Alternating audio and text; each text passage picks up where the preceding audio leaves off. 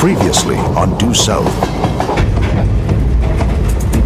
It is my belief that this train has been taken over by terrorists. $10 million to be delivered by Detective First Grade Raymond Vecchio of the Chicago Police Department. This train is now a trigger mechanism for an imminent nuclear meltdown. This train is a runaway. This train is a runaway. I can't find brakes.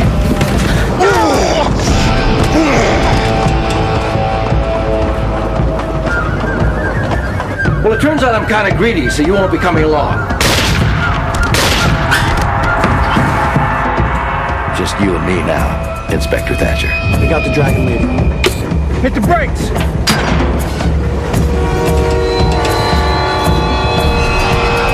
Our chariot awaits!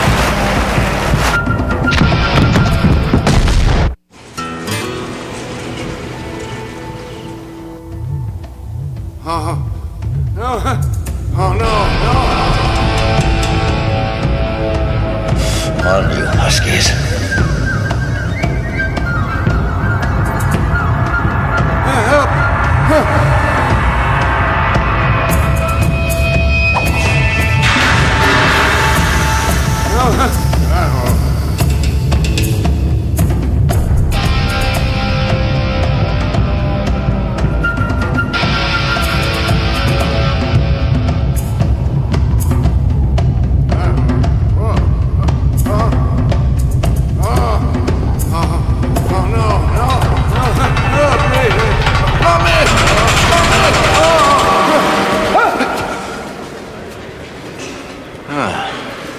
You got a visitor.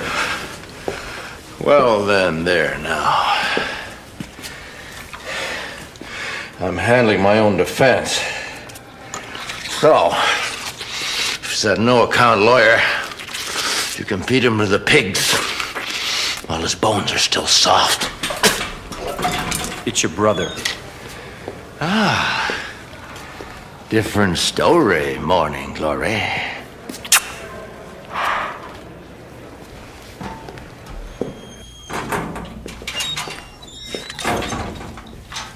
You need a haircut, Randall. Well, at least I still got most of mine, bro. Don't start. Look, my hairdo is the least of my problems. Don't let hygiene take a back I'm seat. incarcerated It's here, important, Francis. Randall. I could be facing lethal injection. Isn't that right? Oh, I don't think so. Oh, you don't think so, huh? I got a hanging judge out there. You don't think he's filling up that big needle right now, getting ready to send me off to my final reward? No, What? I don't. And why's that, Francis? Because the family would never permit it. The family? As you know, the family is dedicated to your cause. Even now, we're preparing a care package for the day of your trial. Planning for the possibility there might be some waiting involved. What about the cousins? Are they still behind me? As they always have been. You recall the games we used to play in Uncle Jimmy's mortuary?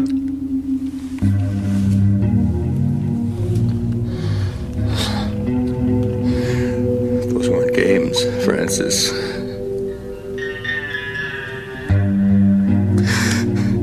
You pickled my dog. Let the dogs go, Randall. They weren't dead. Let them go, I say. Think instead of Dracula. Dracula? Exactly. You mean the time the cousins hid themselves in the coffin? And Vernon suffered his first asthma attack. How is his asthma, by the way? Well, he still suffers.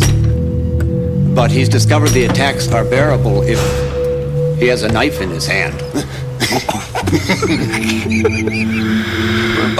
What about Gabe? He and Vert still close? Like peas in a pot. Of course, Gabe still has his problems. It seems that on occasion he finds himself incapable of resisting the urge to get loaded. And lately he's developed a taste for things that are somewhat more explosive. This news about the family, it's very encouraging, Francis. Very encouraging. Encouragement is what I need right now. I mean, because I have been having a devil of a time in here. Right, fellas? It's interesting that you should mention the devil. Our father was at the pulpit last Sunday.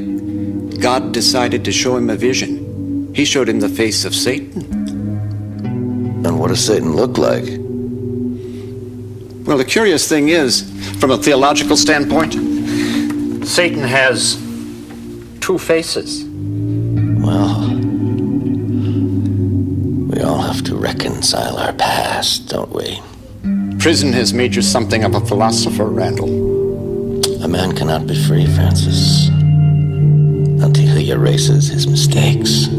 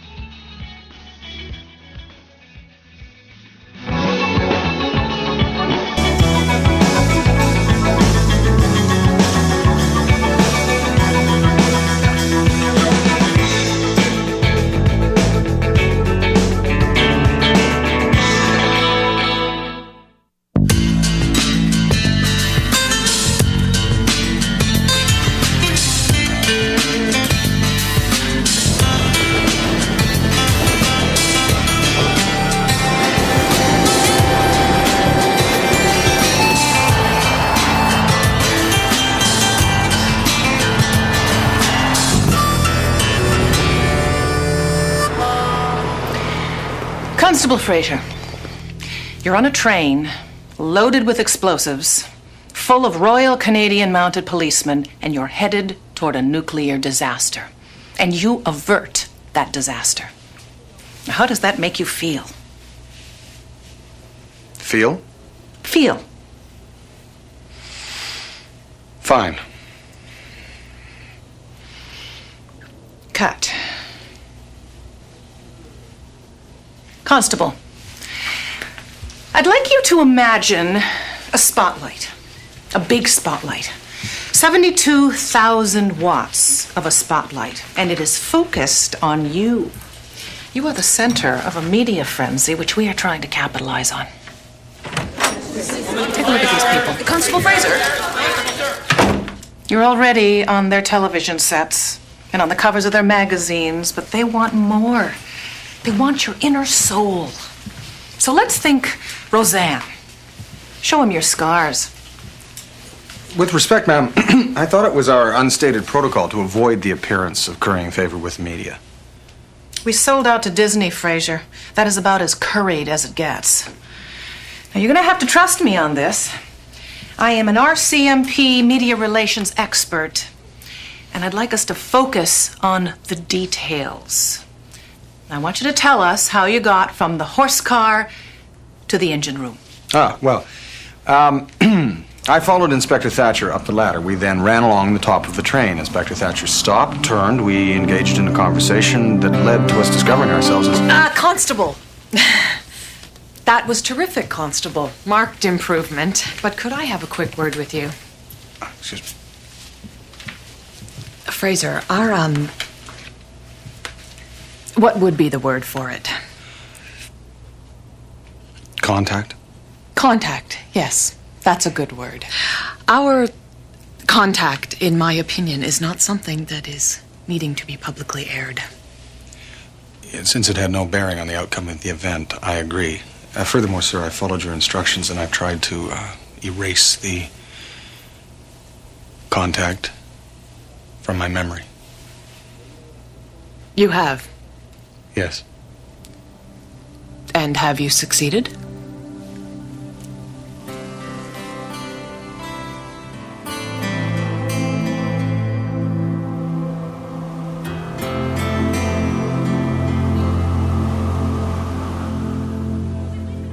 No.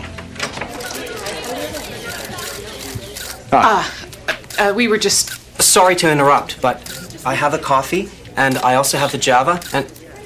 Holy moly, I've forgotten the sweetener. If you could give me a couple ticks, I'll be right back. Constable, if I could ask you just I'm one sorry, question. I forgot the sweetener. Constable, I have no just one comment. question. No comment at all. Please, excuse me. Who are you with? Who am I with? I'm with me, Ray Vecchio, the guy who saved Illinois. Who you with? Are you the detective who was on the train? I just wasn't on the train, baby. I stopped the train. Can I please just a few words? Sure. Thank you. We rolling? Rolling. I'm standing now with somebody who is actually on the train, Detective Vecchio. Answer me just one question. Go ahead. What's the Mountie like? Detective Vecchio? You're not talking? No. Like, you're really not talking? That's right, Frazier. I'm really not talking. Just so I can be really clear in my own mind, Ray, other than telling me that you're not talking, you are in fact not talking. That's about the size of it. I see. Is there something I should know? You should. Well, this thing that I should know, do you think you could perhaps provide me with a hint as to what it might be?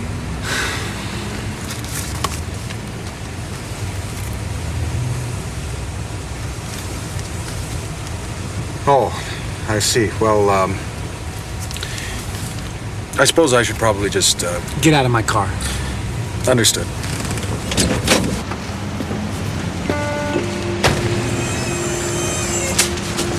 Ah, thanks, Ray.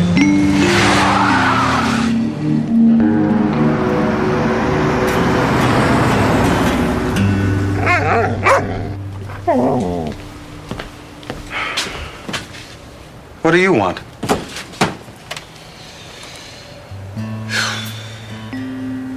Nothing. Every time I open this box, I'm full of hope, and all I get is a choice between dill pickles and Asiago cheese. It's like having your knees cut out from underneath you. He's feeling slighted, not without justification. I mean, after all, if you go to extreme lengths and your efforts are ignored, It only makes the guy feel like... do I feel like... Am I angry? Am I depressed? Am I just jealous? Yeah, I'm talking myself here. This is ridiculous. It's ridiculous. Nevertheless, we really have to try and talk this out. We put that guy behind bars. He's ready to go to trial. Now, I walk into that room today, and this little bouncy reporter comes up to me, and I'm thinking, all right, Ray, here's your chance. Here's a little reward for putting yourself in harm's way one more time. And what's the first question she asked me? So what's the Mountie like?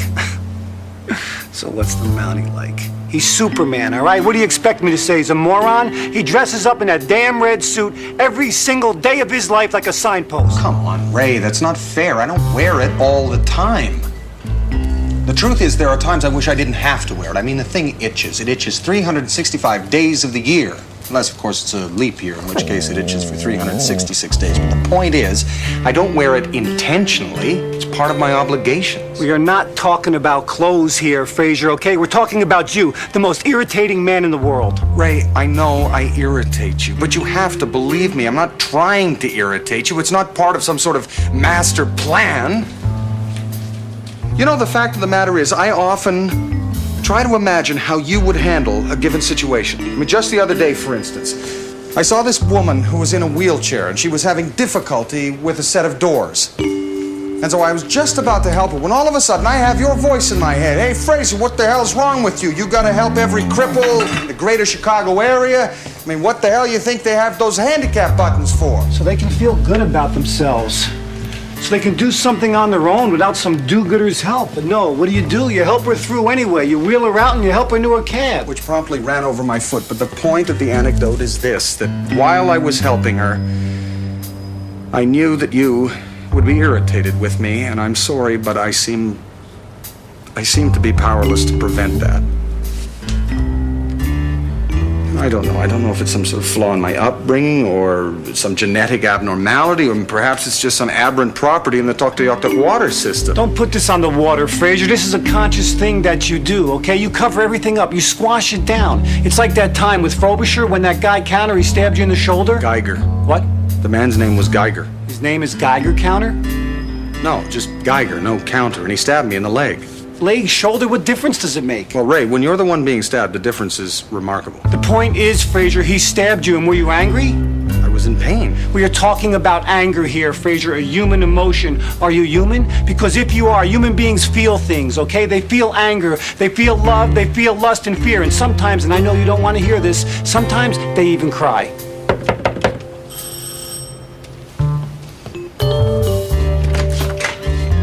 Ray. Fraser?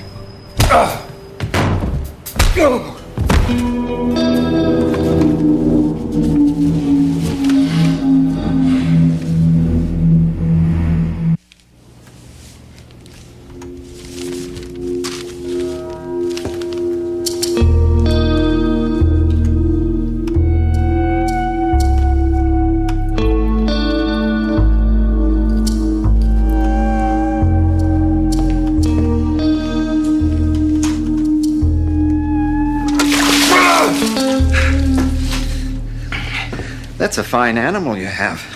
50% wolf, if I'm not mistaken. What have you done to him? He's all right. He'll wake up soon. Please, answer the question. Perhaps you're missing a full appreciation of your situation. You're tied up. This is a gun. Ergo, you are my prisoner. So if I ask a question, I expect an answer without hesitation. Now, where did you get the animal? It's rather a long story. I have time. I've forgotten most of it. Well, that's unfortunate. It's an interesting story and bears repeating. Mid-May, 212 miles northwest of Whitehorse in the Yukon Territories. Is that territories or territory? Territory. Thank you. I crave accuracy. So you'd been dispatched to track down big game poachers that were coming across the border from Alaska. Despite your training, you could not have foreseen that the poachers would convert a mine shaft into a bear trap. You have no idea how long you lay there. When you came to, you discovered you were not alone. Well, your first thought was to save the animal. That's admirable. But not without certain drawbacks. When you came to, you were alone without any visible means of escape. So you sat down to collect your thoughts. But how could you have thought that the animal would be so grateful as to come back and try and repay the favor?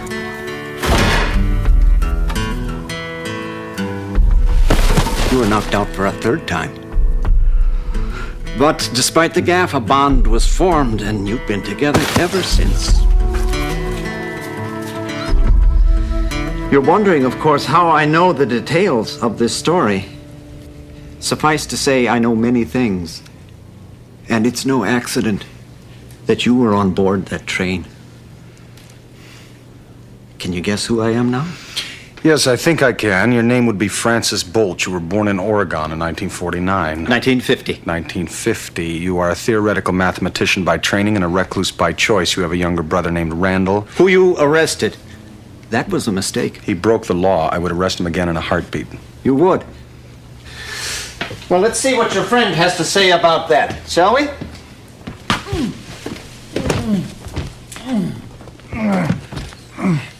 Detective Vecchio. I'd like it if you could talk your friend over there into apologizing. We got a luck, pal, because I'm not talking to him. My brother's problem is the same problem that plagues all geniuses. Can't get a date? You are a wiseacre, detective. Whereas I am a mathematician. I look for symmetry, for order within chaos. Let us take the charter train, coded 56023, for example. You are here to account for your part in thwarting my plan. Hit the brakes! A plan rigorous in its detail. And, as a wise man once said, God is in the details. So, it is to God that you both now will answer. Oh, by the way, have either of you ever worn a Mexican poncho?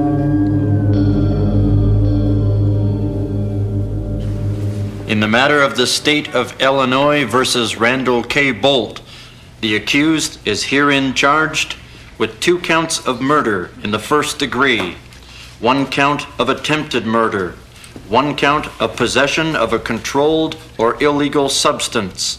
Thank you. You raise your arms, please. Where is he? I don't know. We are getting down to the wire here, Inspector. 1 count of possession and transportation of explosives with intent to commit a felony. 1 count of grand theft. No, Mr. Mustafi, it's not dangerous. I just want you to knock on Constable Fraser's door. 1 count of hijacking. 32 counts of assault. And 1 count of advocacy of the overthrow of the government of the United States of America by force or violence. Do you understand these charges? Could you like repeat those just so they're real clear in my head? We're in the middle of openings, for God's sake. All right, Lieutenant, I appreciate it.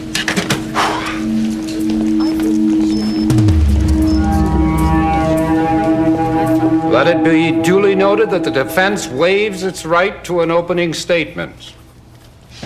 The state will call its first witness, please. Thank you, Your Honor. The state calls Constable Benton Fraser. Your Honor. The phone, we've tried. Ultimately, we couldn't get a hold. Is there a problem, Miss Sheldrake? It would appear, Your Honor, that Constable Fraser has been delayed. Perhaps I could maybe... Perhaps you could what? We barely got our toes in the pond, and you've lost your first witness? This does not inspire confidence on the bench, Counselor. I understand that, Your Honor. However, I had anticipated that this witness's testimony would cover the bulk of You should invest in a calendar, Counselor. You'd be surprised how much time you've had to prepare for this case. I'm aware of the time I've had to